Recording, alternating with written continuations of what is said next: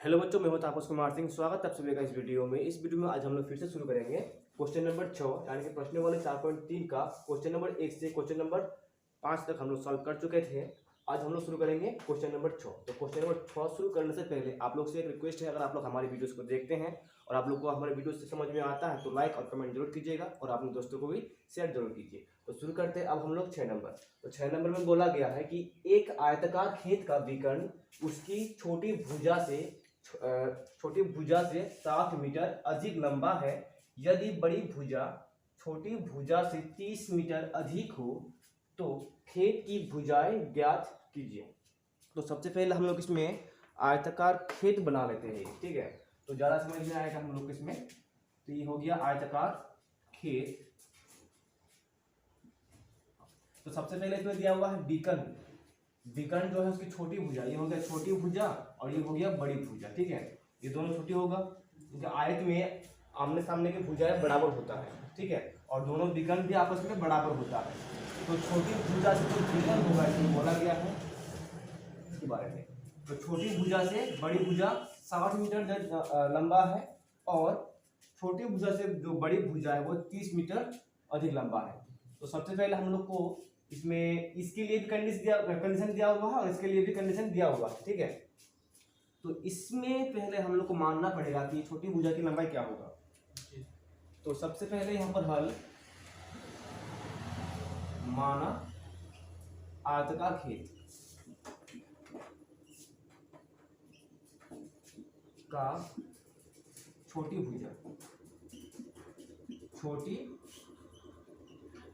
भुजा बराबर है x मीटर, ठीक है। आयताकार खेत का छोटी भुजा बराबर x मीटर। अगर ये x हो जाएगा, ठीक है। अब विकर्ण के बारे में जो बोला गया, विकर्ण उसकी छोटी भुजा से 60 मीटर अधिक है, मतलब कि इससे 60 ज़्यादा है, अधिक है। तो इसमें क्या हो जाएगा, x ज़्यादा है ना, अधिक है, तो प्लस और 60 ये हो जाएगा विकर्ण की लंबाई, ठीक है। और यदि बड़ी भुजा छोटी भुजा से बड़ी भुजा जो है छोटी भुजा से 30 मीटर अधिक हो, मतलब कि इसमें अगर x है तो ये x प्लस 30 हो जाएगा मीटर, ठीक है। अधिक हो तो खेत की भुजाएं ज्ञात कीजिए। हमें ज्ञात करना है भुजाएं, ठीक है। तीनों भुजा को ज्ञात करना है। तो सबसे पहले हम लोग एक बात जानते हैं कि जो आयत होता है, आयत की जो कण होता है, चारों कण समकोण होता है, मतलब कि 90 डिग्री का बनता है सब आयत का जो कण होता है, ठीक है। तो यहाँ पे इसीलिए आयताकार खेत का छोटी भुजा हो गया ना, ये हो जाएगा बड़ी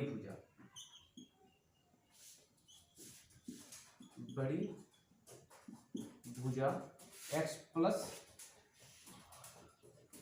इसी को यहीं पे करते हैं, ठीक है, x प्लस 30 मीटर तथा अभी प्रश्न से करते हैं।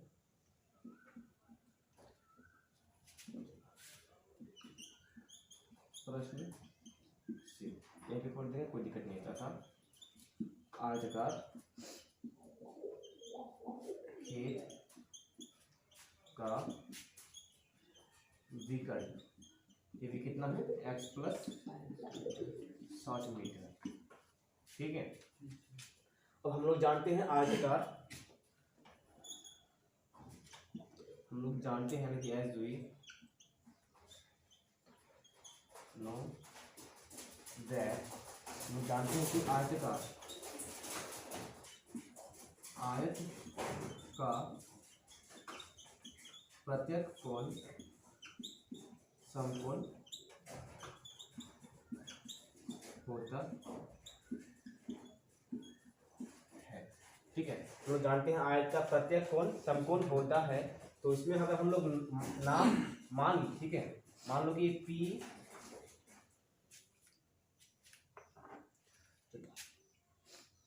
P Q R S, ये हो गया आयत का नाम।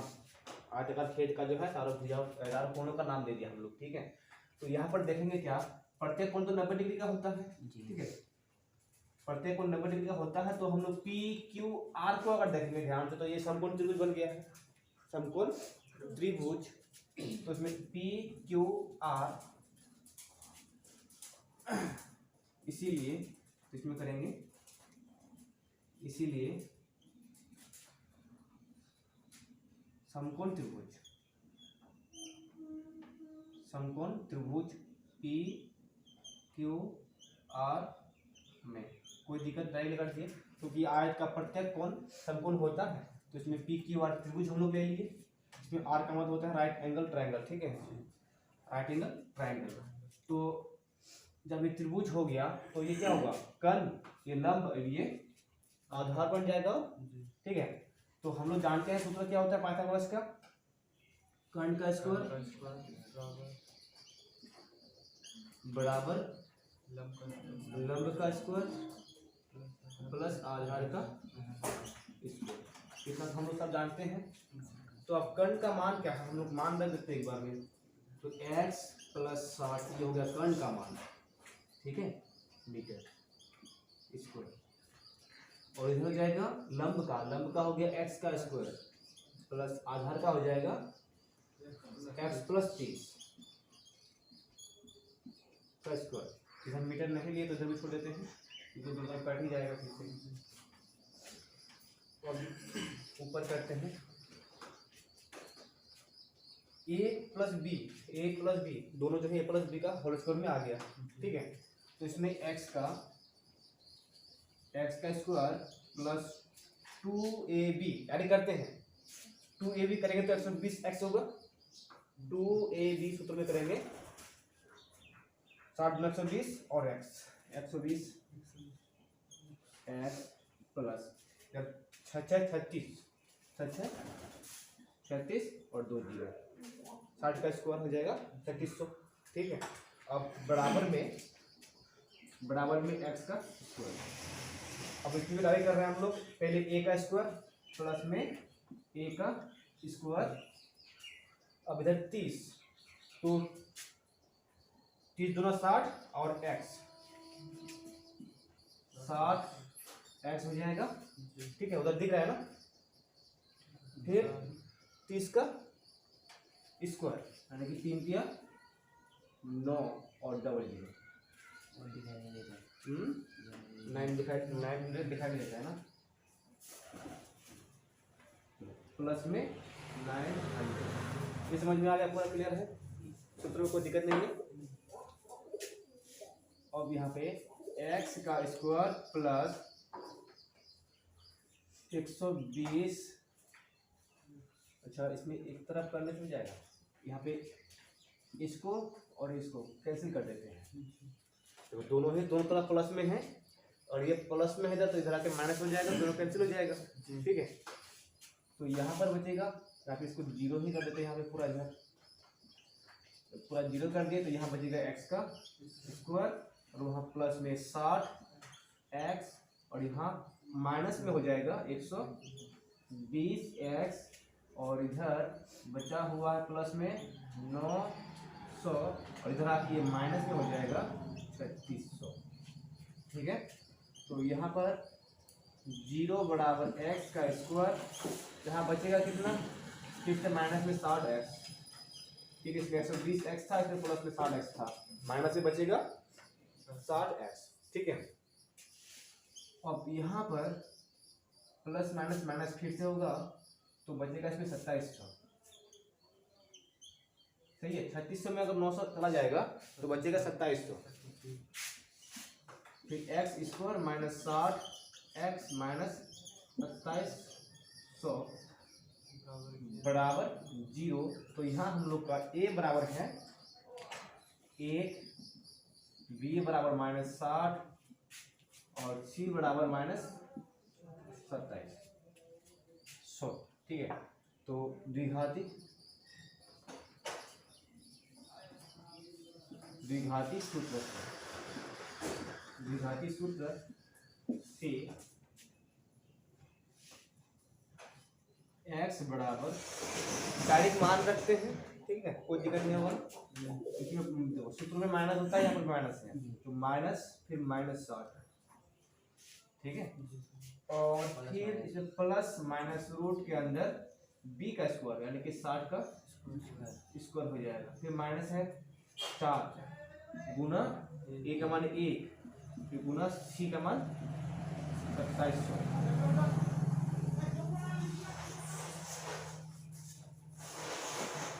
अब इसमें तो माइनस माइनस प्लस 60 हो जाएगा तो वहाँ पे 2 होगा और नीचे 2 गुना 1, ठीक है। अब इसको नीचे करते हैं बराबर 60 प्लस माइनस, अच्छा फिर माइनस में 60 है ना, उसका स्कोर कितना हो जाएगा 36 और प्लस में आएगा 3600। अब इधर इसको गुना करते हैं 4 0 0 4 0 0 7 चौके 28 4 दूना 8 4 दूना 8 और 2 10 और माइनस माइनस प्लस नीचे 2 x बराबर 60 हो जाएगा प्लस में देखो इसमें हो जाएगा 36 इसमें 108, 36 और 108 मिलके कितना होगा 100, 8 से 14 का 4 3 और 1 4 और 3 तो 100 रूट के अंदर 144 और 2 0, ठीक है। तो नीचे हो जाएगा 2 तो x बराबर इधर 60 प्लस माइनस 144 का कितना निकल जाएगा 144 का 12 निकल जाएगा, ठीक है, क्योंकि 12 का स्क्वायर कितना होता है 144 होता है, देखिए 144 का वर्गमूल 12 होगा, इसमें 12 निकल जाएगा। अब इसमें 2 जीरो है जोड़ा है, 2 जीरो में से 1 जीरो बाहर निकल जाएगा, ठीक है। तो 120 का हो जाता है 1400 नहीं 144 और 2 जीरो गुना 2, ठीक है। अब इसको फिर उतारो, चलो अब आगे देखो 60 प्लस माइनस 120 बट्टे में 2 है, ठीक है। तो यहाँ हम लोग दोनों को एक बार अलग अलग करेंगे। अब 60 प्लस 120 और नीचे हो जाएगा 2 एवं एक बार माइनस में होगा 60 माइनस 120 नीचे हो जाएगा 2, ठीक है। तो यहाँ पर x बराबर 60 और 120 मिलके हो जाएगा 180 और नीचे भाग में 2 एवं इधर फिर होगा माइनस में 60 बट्टे में 2, तो यहाँ भाग देंगे तो हो जाएगा 90 और यहाँ भाग देंगे तो -30, ठीक है। तो x बराबर 90 एवं इधर -30, ठीक है, इतना आया। और हम लोग जानते हैं कि जो बीमाएँ हैं कभी माइनस में नहीं हो सकता, क्योंकि x लंबाई आयत का तो चौड़ाई है, चौड़ाई है, इसीलिए x का मान ऋणात्मक नहीं हो सकता, है, ठीक है। फिर नीचे मिटा दे,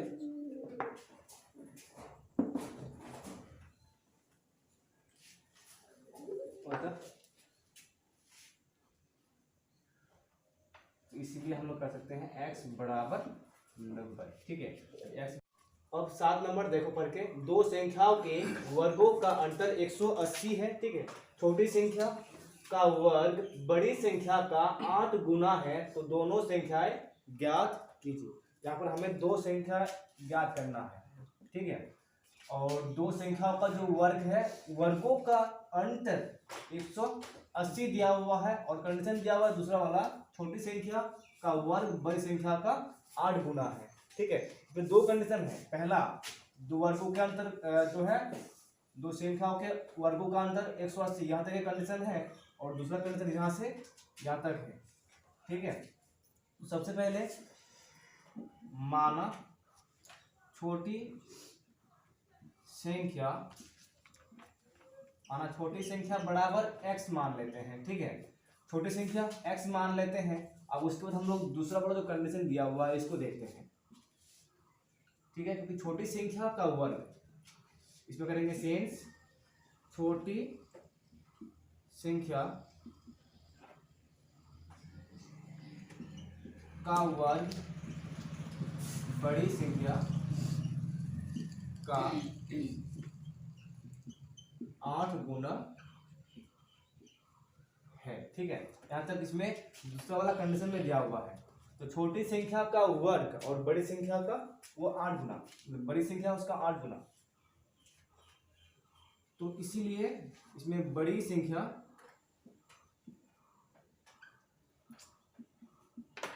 का 8 गुना, बड़ी संख्या का 8 गुना जो है छोटी संख्या का वर्ग के बराबर होगा। छोटी संख्या का वर्ग, छोटी संख्या का वर्ग बड़ी संख्या का 8 गुना है, ठीक है। छोटी संख्या का वर्ग बड़ी संख्या का 8 गुना है। तो यहाँ पर फिर बड़ी संख्या बराबर छोटी संख्या हो गया इसमें x, तो x का स्क्वायर इसमें 8 एक बार रख देते हैं, गुना में 8 बराबर x का स्क्वायर, ठीक है। फिर आगे ले जाएंगे बड़ी संख्या बराबर x स्क्वायर बटे में 8, ठीक है। अब जो है हम लोग को दोनों संख्या मिल गया। छोटी संख्या तो हो जाएगा x, ठीक है, और बड़ी संख्या x स्क्वायर बटे में 8, x स्क्वायर बटे में 8, दो संख्या हमें मिल गया। अब पहला कंडीशन में जाते हैं, दूसरा कंडीशन हो गया, ठीक है। अब पहला कंडीशन में बोला है कि दो संख्याओं के वर्गों का अंतर योग नहीं है, अंतर है, ठीक है। तो प्रश्न से दो संख्याओं की, तो बड़ी संख्या को हम लोग पहले लिखेंगे और छोटी संख्या को बाद में लिखेंगे, क्योंकि अंतर है। बड़ी संख्या से छोटी संख्या को घटाएंगे तभी ना मतलब अंतर आएगा। तो इसमें बड़ी संख्या हो गया x का स्क्वायर माइनस 8, और इधर फिर हो जाएगा छोटी संख्या बराबर जो है इधर 180 होगा, लेकिन किन का, दोनों संख्याओं के वर्गों का, ठीक है। दोनों संख्याओं का नहीं, संख्याओं के वर्गों का, वर्गों का मतलब होता है स्क्वायर, और ये है अंतर, ठीक है। अब यहाँ नीचे दिखा दे रहा है तो x का स्क्वायर है इसमें, तो पावर में 4 हो जाएगा, तो इसमें 8 आते तो सर इधर x का स्क्वायर बराबर में 180, ठीक है। अब यहाँ पर लिखते हैं इसको,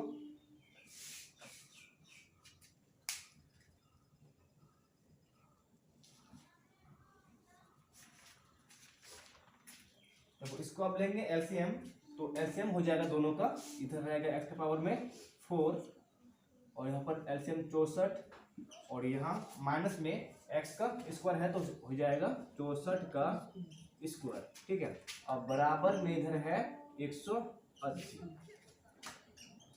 तो x का स्क्वायर माइनस 64x, इसमें स्क्वायर तो नहीं है 4, बराबर 180 गुना 64, हाँ इसे 4 छोड़ देते हैं, 64x का स्क्वायर, तो x का स्क्वायर, ठीक है, स्क्वायर कर देते हैं, ऐसा कर सकते हैं ना, x के पावर में स्क्वायर है फिर बाहर में स्क्वायर, तो दोनों गुना होके स्क्वायर 4 हो जाएगा, माइनस 64x का स्क्वायर। अच्छा, इसका गुना करके कितना आता है 11 52 0, इतना आता है ना। चलो अब यहाँ तक हम लोग कर लिए, ठीक है, लेकिन हम लोग देखते हैं द्विघाती समीकरण में, जब द्विघाती समीकरण में जो पावर होगा वो 4 नहीं होता है, ठीक है। तो सबसे पहले हम लोग इसको क्या करेंगे, द्विघाती समीकरण में बदलेंगे। द्विघात समीकरण में बदलेंगे तब जाके जो है हम लोग द्विघाती वाला सूत्र लगा सकते हैं। ठीक है, अगर हम लोग इसमें इसको द्विघाती वाला फॉर्मूला में नहीं बदलेंगे तो द्विघाती सूत्र लगेगा नहीं, क्योंकि द्विघाती सूत्र ही जो है वो द्विघाती बहुपद द्विघाती समीकरण के लिए ही है। ठीक है, पूर्ण वर्ग विधि जो बनाते हैं हम लोग द्विघाती सूत्र इसके लिए बनाते हैं। पूर्ण वर्ग हालांकि वो जो है उसमें दूसरा वाला भी यूज कर सकते हैं, लेकिन द्विघाती सूत्र जो है वो स्पेशली किसके लिए है, द्विघाती समीकरण के लिए। तो सबसे पहले यहाँ पर a बराबर दिया हुआ है 1, नहीं वो तो अभी आया नहीं है। यहाँ पर एक्स स्क्वायर माना कर लेंगे, एक्स स्क्वायर बराबर p। एक्स स्क्वायर जो है उसके लिए हम लोग p मान लिए। ठीक है, अब जहां जहां पर एक्स स्क्वायर है वहां p रख देंगे, इसलिए इसमें एक्स स्क्वायर की जगह p लेंगे और इसके बाहर में है स्क्वायर। ठीक है, अब यहाँ पर 64 यहाँ पर है और इसके बगल में एक्स स्क्वायर है तो p लगा देंगे, बराबर इधर 11,520। तो यहाँ p का स्क्वायर माइनस 64 p बराबर 11,52,0। तो यहाँ पर अब देखो a बराबर कितना हो गया 1, b बराबर माइनस 64 और c बराबर, और तो इसमें ये प्लस में था, इधर आके माइनस में कर देते हैं, माइनस हो जाएगा इधर 0 हो जाएगा। ठीक है, तो यहाँ पर ये माइनस 11,52,0। ठीक है,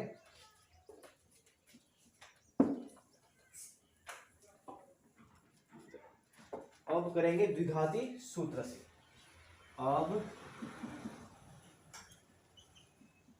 द्विघाती सूत्र से, द्विघाती सूत्र x बराबर, इसमें देखो x बराबर होता है ना वो, लेकिन इसमें x नहीं है p, इसमें जो चर पद है वो क्या है p है, तो इसलिए इसमें क्या होगा p बराबर होगा। ठीक है ना, तो इसमें लिखेंगे p बराबर, इसमें होता है b का मान इसमें कितना है 64 है माइनस में, तो और सूत्र में भी माइनस होता है। ठीक है, फिर प्लस माइनस रूट के अंदर b का स्क्वायर, तो माइनस 64 का स्क्वायर, फिर माइनस 4 गुना इसमें 1 और गुना c, माइनस गुना में माइनस 11,52,0, और नीचे हो जाएगा 2 गुना 1। ठीक है, और नीचे दिखाई देगा p बराबर देखो 64 का कितना हो जाएगा, 64 रहेगा, 64 का 64 प्लस माइनस, अच्छा 64 का स्क्वायर कितना होता है, 64 का स्क्वायर कितना होगा, 64 का हो जाएगा 4,096, और माइनस माइनस प्लस हो जाएगा, यहाँ पर भी माइनस माइनस प्लस। अब इसमें 4 से गुना करेंगे तो इसमें तो 0 का 0 ही रहेगा, 4 गुना 8, 5 चौक 20, 4 के 4 6 है ना, 4 के 4 इतना है, तो नीचे हो जाएगा 2 गुना 1 का 2, दिखाई नहीं देता है। चलो अब उसको ऊपर कर लेते हैं।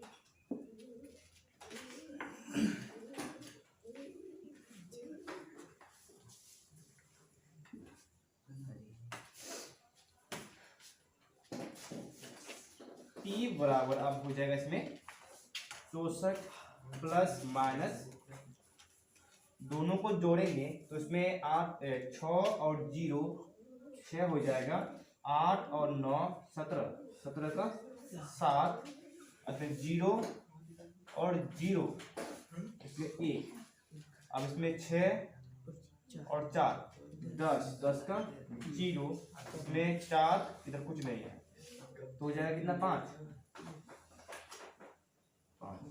2। अब इसका वर्गमूल निकालना है। ठीक है, वर्गमूल जिसको निकालना नहीं आता है तो वो देखेगा, या फिर हम लोग नीचे निकालते हैं वर्गमूल 50 176। ठीक है, सबसे पहले तो हम लोग क्या करेंगे, दायां साइड से दायां पक्ष की ओर से जोड़ा मिलाएंगे। ठीक है, 2 2 का जोड़ा मिलेगा। ठीक है, तो ये जो लास्ट में देखो बाया तरफ जोड़ा नहीं मिला, केवल एक संख्या मिला, फिर जितना मिलेगा फिर एक बचेगा या फिर दो बच सकता है, ठीक है। जोड़ा मिल भी सकते हैं, जोड़ा नहीं भी मिल सकता है। तो इसमें जो बचेगा ना उसका आसपास बोलो तो उसका नीचे देखेंगे कौन सा संख्या जो है पूर्ण वर्ग है, ठीक है, कंप्लीटली स्क्वायर है।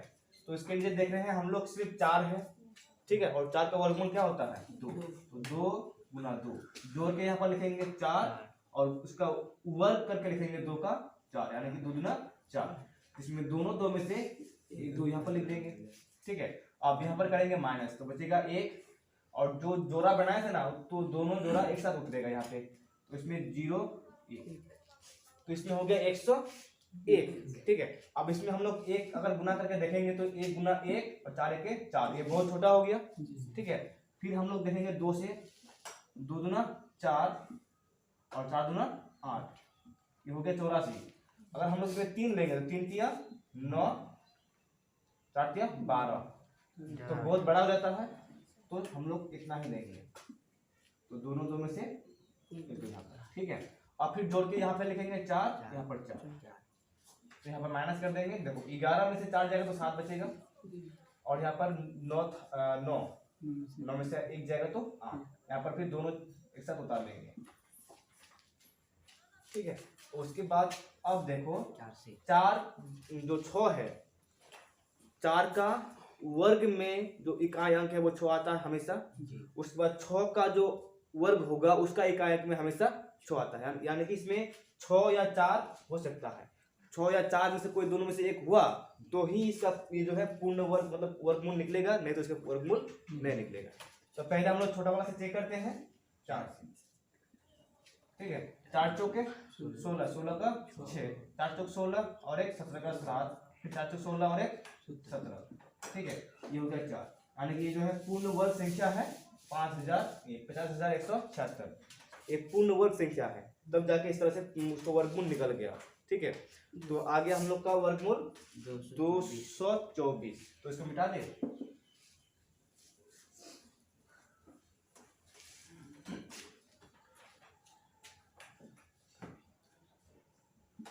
ये p बराबर हो जाएगा अब 64 प्लस माइनस रूट के अंदर नहीं, रूट से बाहर निकल जाएगा अब 224 नीचे हो जाएगा 2, ठीक है। अब देखो प्लस माइनस है उसमें, अब हम लोग को क्या करना पड़ेगा 2 बार लिखना पड़ेगा, एक बार प्लस में और एक बार माइनस में, ठीक है। तो यहीं पे कर लेंगे, इसीलिए p बराबर एक बार प्लस में लिखेंगे प्लस 224 बट्टी में 2 और एक बार लिख देंगे 64 माइनस 224, इधर दिख रहा है ना जी सर। तो फिर p बराबर यहाँ पर जोड़ के कितना हो जाएगा 8 6 2 फिर 8 इधर 2 बट्टी में 2 और इधर 4 में 4 जाएगा 0, 12 में 4 इसमें 12 में 4 जाएगा तो 6 जाएगा 6, इसमें 1 और साइन रहेगा बड़ा का माइनस, इसमें ये कटेगा तो 144 होगा, इसमें ये कटेगा तो -80, तो इसलिए p बराबर 144 और -80 हुआ, ठीक है। अब इसमें 2 को मान आया, p बराबर 144 और -80 आया, तो यहाँ जो हम लोग माने थे एक्स स्क्वायर बराबर p, एक्स स्क्वायर बराबर p, उसमें हम लोग p की जगह आप क्या रखेंगे एक्स स्क्वायर, ठीक है। तो रख के देखते हैं, क्योंकि एक्स स्क्वायर बराबर p इसीलिए है ना, इसलिए तो उसमें एक्स स्क्वायर बराबर 144 और -80 हो जाएगा, ठीक है।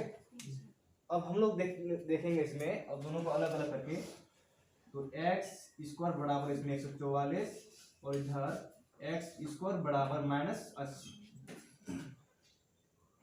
तो यहाँ एक्स रहेगा और इधर प्लस माइनस में 144, ठीक है। और यहाँ पर भी x रहेगा और इधर आके प्लस माइनस में -80। और जो कि संभव नहीं होता ऐसा होना। अगर ऐसा होता है तो वो काल्पनिक संख्या माना जाता है। क्यों? क्योंकि रूट के अंदर माइनस आ गया है। ठीक है, रूट के अंदर ऋणात्मक चिन्ह नहीं होता है, याद रखना। तो इसलिए हम लोग इसमें x बराबर -80, x बराबर -√80 नहीं लेंगे। ठीक है, तो इसमें अब जो है x का मान, इसीलिए x बराबर 2 मान आएगा ±12। ठीक है, इतना आ गया। अगर तुम लोग उतार लिया तो मैं इसको मिटा दूं इधर। ठीक है, इधर मिटा के हम जो है दोनों संख्या ज्ञात कर लेते हैं। ठीक है,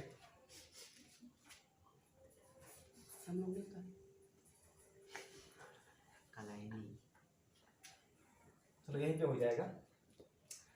तो अब x का मान आ गया प्लस माइनस। अब यहाँ पे करेंगे यदि x बराबर प्लस में 12 ले। ठीक है, तो छोटी संख्या, तो छोटी संख्या बराबर 12 तथा बड़ी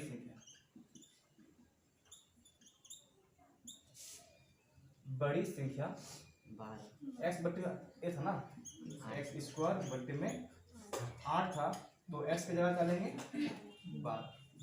तो 12 का स्क्वायर कितना होगा? फिर से 144 बट्टे में 8 भाग देंगे, हो जाएगा 4 8 के 8 और इधर 18, यानी कि 18 इसमें देखो 18 144 होता है एक तरह से। 4 के इसमें 8 के 8 बचेगा 6, 8 8 64। ठीक है, पुनः या फिर ऐसे करेंगे अथवा यदि x बराबर -12 हो तो छोटी संख्या बराबर -12 होगा। ठीक है, तथा बड़ी संख्या बराबर वही होगा -12 का स्क्वायर बट्टे में 8, तो इधर जगह फिर 144 बट्टे में 8, फिर भाग देंगे तो 18 ही आएगा। ठीक है, उसके बाद नीचे दिखाई दे देता है, ये वाला लाइन देता है ना जी सर, वो देता है। अब नीचे वाला और ये वाला लाइन कैसे हो जाएगा? ये वाला लाइन बड़ी संख्या का और ये वाला दोनों सेम। ठीक है, बस इतना उतार लो। अब 8 नंबर देखो, एक रेलगाड़ी एक समान चाल से 360 किलोमीटर की दूरी तय करती है। यदि यह चाल 5 किलोमीटर अधिक होती तो वह उसी यात्रा में 1 घंटा कम समय लेती। रेलगाड़ी की चाल ज्ञात कीजिए। ठीक है, एक रेलगाड़ी जो है वो यूनिफॉर्म स्पीड से यानी कि यूनिफॉर्म वेलोसिटी से 360 किलोमीटर की दूरी तय करती है। ठीक है, ना ज्यादा करता है स्पीड ना कम करता है। तो यदि यह चाल फिर 5 किलोमीटर अधिक होता तो वो 1 घंटा पहले ही पहुंच जाता। 1 घंटा समय कम लगता मतलब कि वो 1 घंटा पहले पहुंच जाता। ठीक है, तो रेलगाड़ी की चाल ज्ञात करना है। अब फिलहाल कितना है? तो सबसे पहले हम लोग को तो यही मान लेना है कि रेलगाड़ी की चाल जो है x किलोमीटर है। माना रेलगाड़ी की चाल बराबर x किलोमीटर प्रति घंटा है। ठीक है, जब रेलगाड़ी की चाल x किलोमीटर प्रति घंटा है तो फिर बोला क्या, इधर दिया है दूरी तथा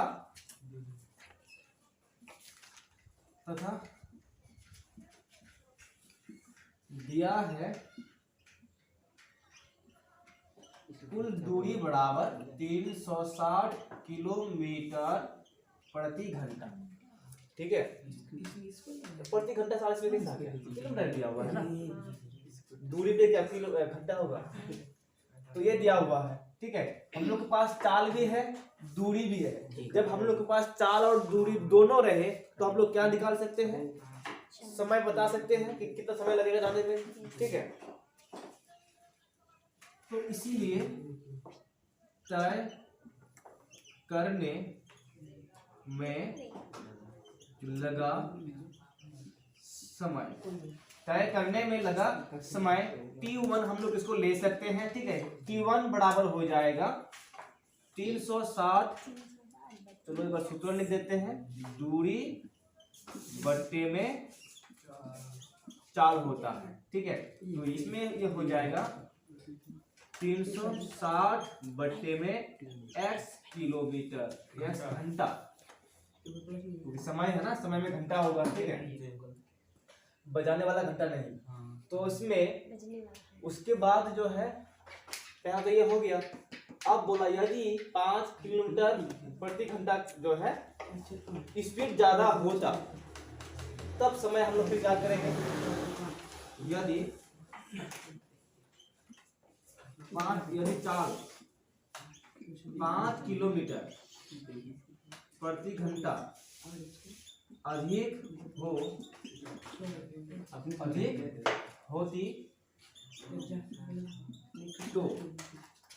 होती तो रेलगाड़ी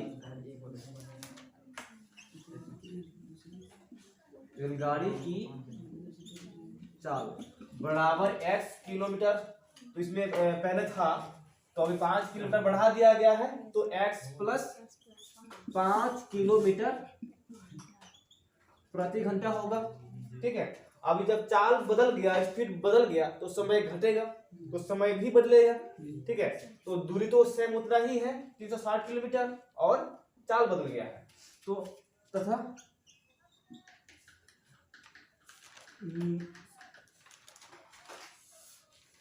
लगा समय है ना, तथा तय करने में लगा समय T2 मान लेते हैं इसको, बराबर दूरी बट्टे में चाल होता है, दूरी बट्टे में चाल, और दूरी तो उतना ही है 360 किलोमीटर, और चाल बदल गया है, तो x प्लस 5 घंटा, ठीक है। तो ये हो गया समय, और दोनों का समय निकल गया, दोनों चालों का समय ज्ञात हो गया हमें। तो उसके बाद यहाँ उसी यात्रा मतलब कि दूरी सेम है, ठीक है, में 1 घंटा कम समय लेती है, 1 घंटा कम समय लेती है, तो रेलगाड़ी की चाल ज्ञात कीजिए। अब यहाँ पर हम लोग करेंगे प्रश्न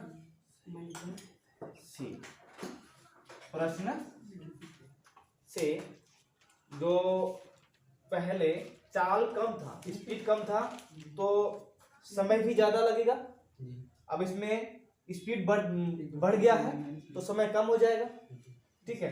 तो यानी कि इससे अगर इसको माइनस करेंगे तो 1 घंटा एक होगा, ठीक है, क्योंकि ये बड़ा समय है, ये छोटा समय है, और दोनों का अंतर कितना है, 1 घंटा, ठीक है, क्योंकि पहले 1 घंटा लेट पहुंचता था और अभी 1 घंटा पहले पहुंचता है, तो 1 घंटा का अंतर है।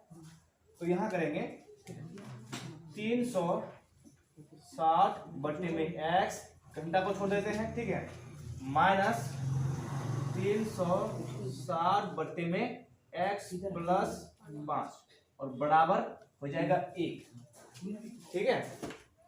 अब दोनों का एलसीएम कितना होगा विशाल, दोनों का एलसीएम कितना होगा, x प्लस 5, ठीक है, ये दोनों एलसीएम हो जाएगा। देखो अब देखो x से x इसको भाग देंगे तो x कट जाएगा और बचेगा x प्लस 5, यानी कि 3 गुना हो जाएगा डायरेक्टली। तो यहाँ पर कर देंगे 360 x प्लस 5, ठीक है, और यहाँ माइनस, इस बार x प्लस 5 कट जाएगा, बचेगा x, तो 360 x बराबर में 1, ठीक है, और यहाँ 360 x प्लस गुना कर देंगे तो कितना हो जाएगा, 5 30 का 0, 5 15 और 3 18, 180 और 1 0, ठीक है, समझ में आया। गुना कर दिए 5 को 36 से और आपने 0 लगा दिया, ठीक है, तो माइनस, अब फिर इधर 360 x, और यहाँ इधर भाग में है नीचे ठीक है, तो इधर आके गुना होके फिर वही रहेगा, x का स्क्वायर हो जाएगा, फिर 5x प्लस में ऐसा कर सकते हैं जी। ठीक है। अब यहाँ जो है 360 और 360 दोनों कैंसिल हो जाएगा, तो 1800 बराबर x का स्क्वायर प्लस 5x ऐसा हुआ है। तो इसको लाड़ देते हैं, x का स्क्वायर प्लस 5x माइनस 1800 बराबर 0 कर देंगे, कोई दिक्कत है। चलो अब यहाँ हम लोग द्विघाती सूत्र लगा सकते हैं, ठीक है। सबसे पहले तो इसमें a का मान दिया हुआ है कितना 1, b का मान आ गया 5 और c का मान आ गया माइनस 1800, ठीक है। अब इसलिए अब द्विघाती सूत्र से द्विघाती सूत्र से इसमें मान रखते हैं डायरेक्टली x बराबर, देखो b का मान है 5 तो इसमें माइनस 5 हो जाएगा, प्लस माइनस रूट के अंदर 5 का स्क्वायर माइनस 4 गुना 1 गुना माइनस 1800 और नीचे हो जाएगा 2 गुना 1 x बराबर, अब माइनस 5 का माइनस 5 होगा प्लस माइनस 5 बचे 25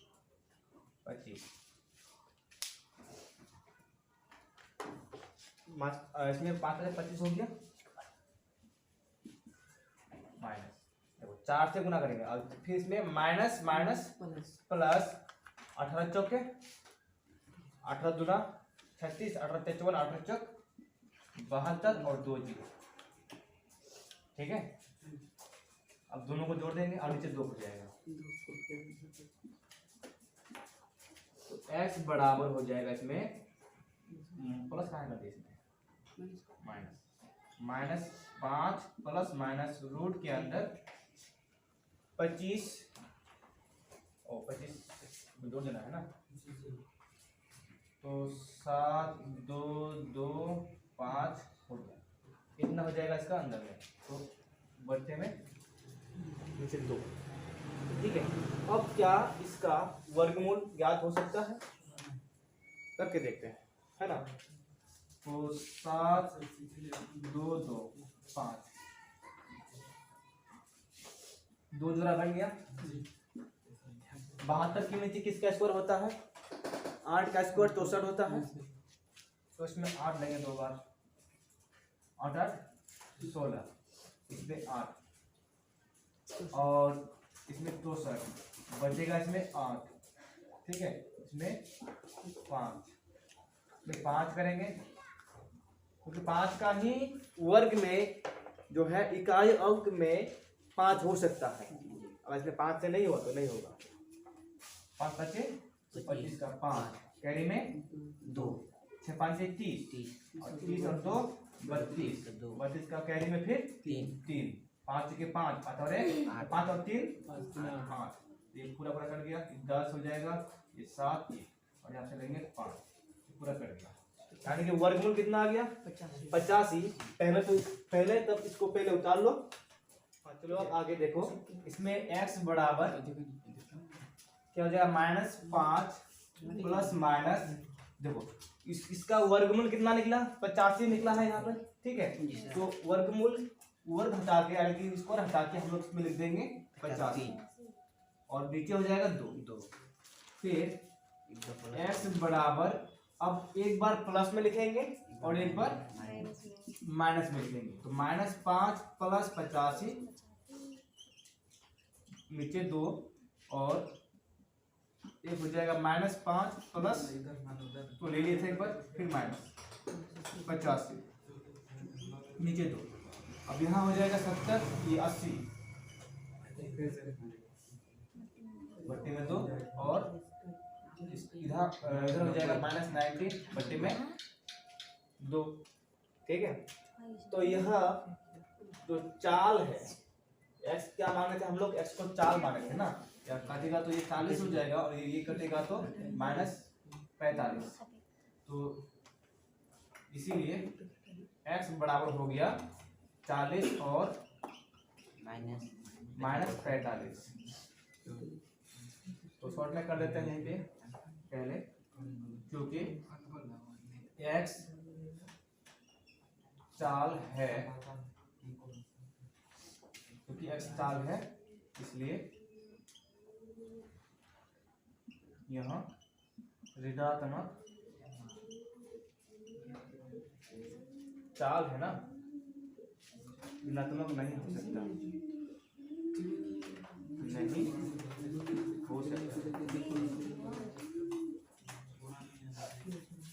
नहीं हो सकता। इसलिए x बराबर 40 यहाँ कर देगा, अतः बराबर, अतः रेलगाड़ी की चाल बराबर 40 किलोमीटर प्रति घंटा।